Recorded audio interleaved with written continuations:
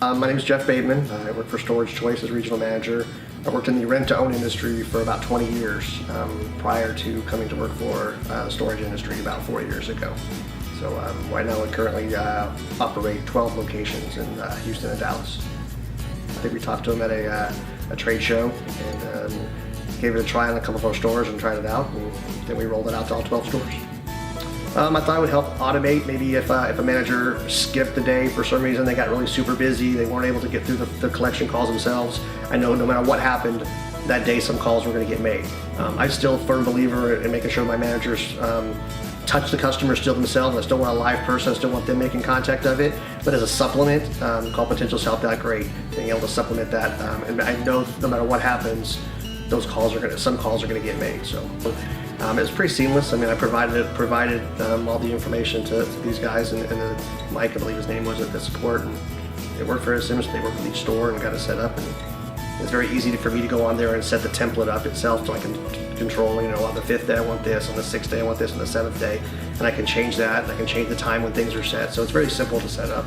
I have some part-time locations that the managers only work for 4 or 5 hours, and then they travel to a different location, so I can set it up to where calls are being made even while they're not there. So that can definitely help out. They definitely helped give the managers at the stores who were training them a little bit more freedom and time to focus on training the new customers versus having to get all the collection calls done. The managers have accepted it very well. I mean, anything that made their job a little bit easier, we really haven't seen any problems. There's really no reason for them to object to it or say it's not good. I mean, all it does is help them. They have the best intentions. They may have a list that's out there, I'm going to call these 30 people today on it, and they get through 10. Well, I know that the other 20 are still going to get hit. I still want them to get touched maybe later on, but those people didn't get completely skipped and they didn't fall through cracks. I definitely like the automation part of it. I like the fact that it was the text messages. I mean, we're in a day and age these days where everyone's on their phone. You know, people are responding more to text messages. Sometimes people just don't want to talk to somebody. There's just people in the world who don't like interaction. And if they see something on their phone, and if I can get one extra person to pay me because they got a text message, then I'm okay with that. That helps out quite a bit.